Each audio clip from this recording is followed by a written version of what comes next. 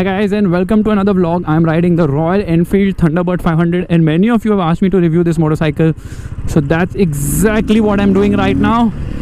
I'm riding this motorcycle in Goa. I'm here for the Rider Mania, the Royal Enfield Rider Mania. And as you can see, this motorcycle has a nice thump, picks up pace very nicely. But first, let's talk about the engine.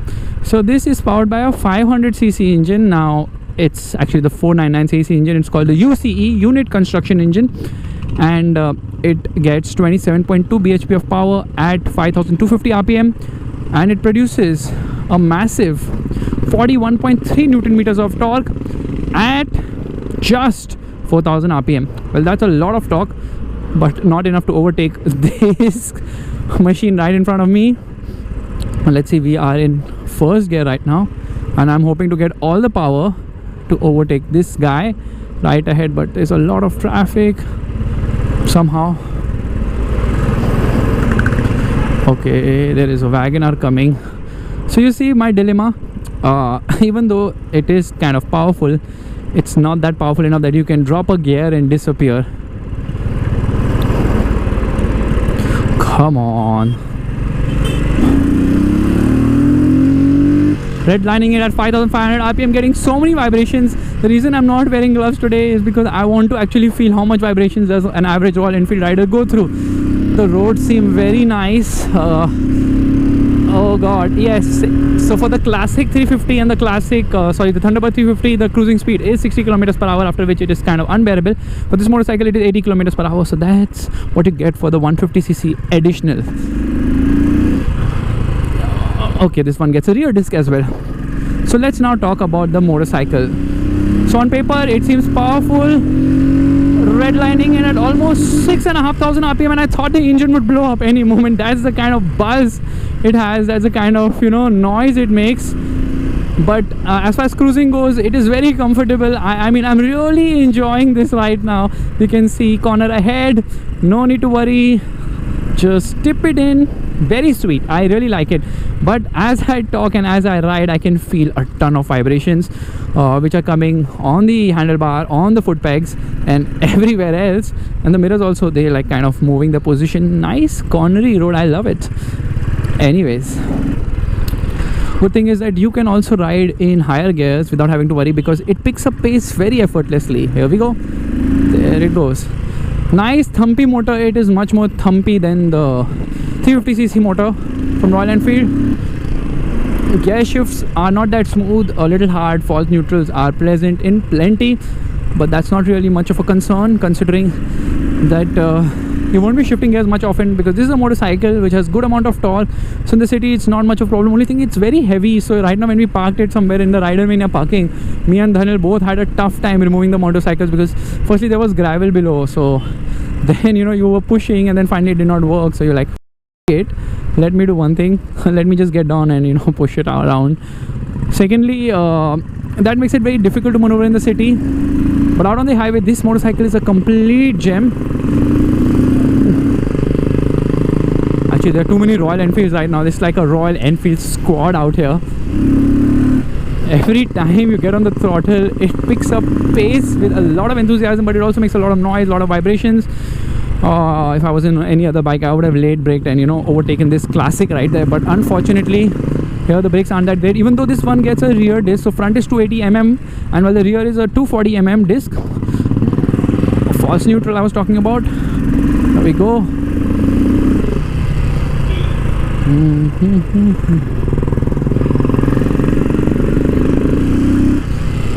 I guess this is the classic 350 ahead of me. All of us thumping around, vibrating the shit out of our lives. Oh my goodness, I can't believe this motorcycle costs almost rupees 2 lakhs with such mediocre performance. Anything above 80 is just not possible. I mean, you really have to have a lot of road, a lot of guts, and you have to be numb to vibrations. And that's the reason why the TVS Jupiter just overtook us, because you can pump in speed till around 60-80 kilometers per hour for some time, and then you realize, okay, too many vibrations, let me upshift. And this is the first time I've actually got into 5th gear, and I'm doing 50 kilometers per hour, 2000 rpm, not much vibes. So that's a nice thing. But as soon as I get on the throttle, there comes the thump, and the vibrations are so much. When you turn on this motorcycle, this thing vibrates, and when you're in lower gears, this whole thing vibrates a lot. So when you go on the throttle, there's a vibration. The mirrors, well, if I could position them to point where I wanted them to, then I could say that they could offer a decent view of what's behind. The riding position is very comfortable. I like this commanding position. The handlebar is like properly set up, you know, for long distance cruising, so that's a definite love. Handling wise, it's good around sweepers, remains stable. This one gets a different swing arm from the Classic. Now the Classic 350 and 500 with rear disc get the same swing arm as the Thunderbird, so that's a nice touch. 70 kilometers per hour, and in 5th gear, so vibrations are not an issue at this point of time. The ride quality is very nice. It absorbs everything in its stride quite well, so as far as ride balance goes, fantastic. I mean, you can really go over bad roads without having to worry much, so that's a real nice touch. I like it. Slow speed corners isn't where it excels, because even though the tires are decent size, like 90 front and 120 rear, not the biggest by cruiser standards, it does offer a good amount of grip, feel and feedback. Around corners, it's just the sweepers where it really excels. High speed stability wise is also decent, but there's nothing called high speed in this motorcycle, because it's all about riding at slow speeds. It's enjoying the scenery, look at the scenery, enjoy it, wind in your helmet from the small vents which you open, and that's about it. It's not about riding fast, it's just enjoying the feel of riding. But what the hell, I'm the only person who redlines a Royal Enfield, trust me on that. People stopped here for sightseeing. So now coming to the point, would you or should you buy a Royal Enfield Thunderbird 500? Well, honestly, for 2 lakh rupees, that's a lot of money, and the performance is very much lacking on this motorcycle. There are a lot of vibrations. Even though this instrument cluster is very loaded with a lot of features, it has twin trip meters, it even has a clock, digital display, even tells you the average speed. It has a fuel meter. Oh my god, fuel meter deserves a clap. Slow one second, let me adjust the mirror. Yeah, so you know, it has a lot of these features which is quite interesting, and honestly, at this price you expect more. The handlebar lock is in the handlebar itself. You don't have to go down and search for it. So again, another very nice and sweet touch. So I am quite impressed by the cruising ability of this motorcycle, as long as the cruising speeds are the ones which the government advises. That's 80 kilometers per hour on the highway. Anything above that, not really. This bike can't keep up. In terms of comfort, I like the seat. It's like scooped out, and I find it very comfortable right now for myself. So I don't think I'll get tired riding this motorcycle. Only thing is the vibrations will get to me in some time. The brakes, yeah, this particular motorcycle has very spongy brakes, both on the front and the rear. Like, you really have to dab the front lever and step on the rear brake to stop.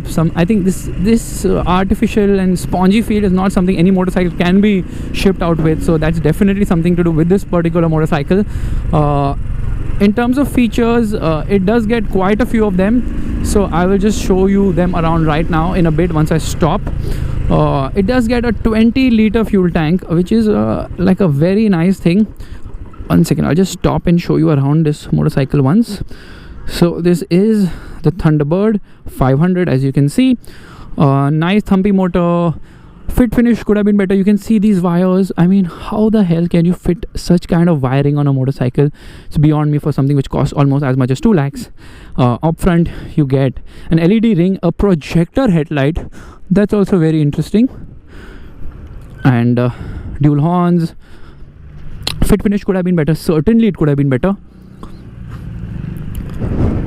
Gets a backrest, and this seat actually comes out so you can mount your luggage there. Again, a very nice touch. Let's get going once again. So neutral. There it comes to life with some vibrations. Here we go. So it does have a choke, and usually nobody has a choke on a fuel injected motorcycle, and there this guy is doing his burn up.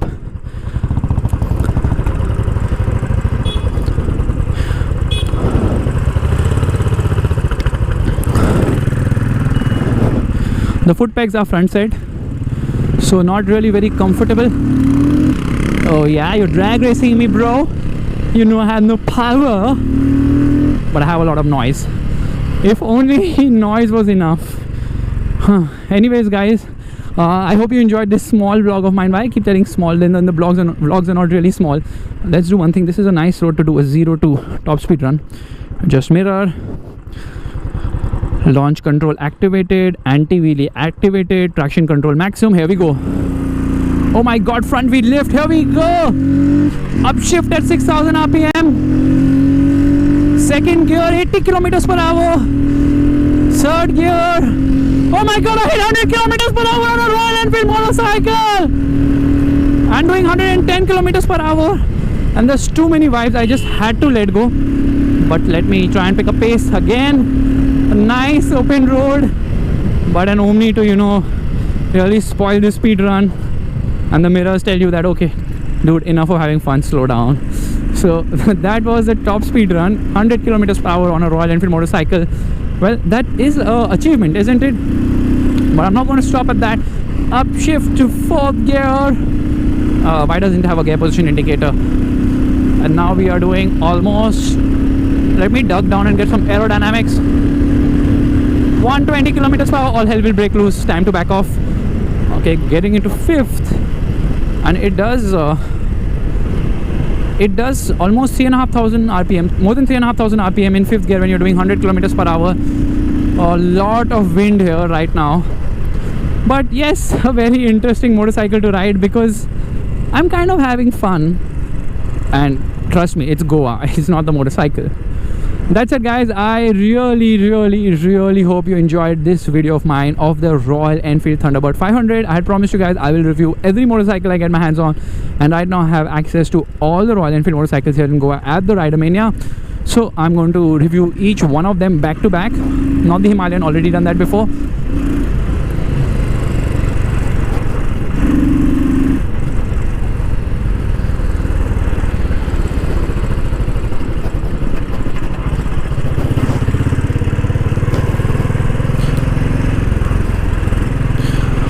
As I enter the city now, fun time is over, so it's time to end this vlog. I hope you guys enjoyed it. If you did, you know what you have to do. Give it the thumbs up and hit that like button. That is the thumbs up actually. So sorry, the vibrations have got to me. And also subscribe to the channel. I will see you guys in the next video. Bye bye.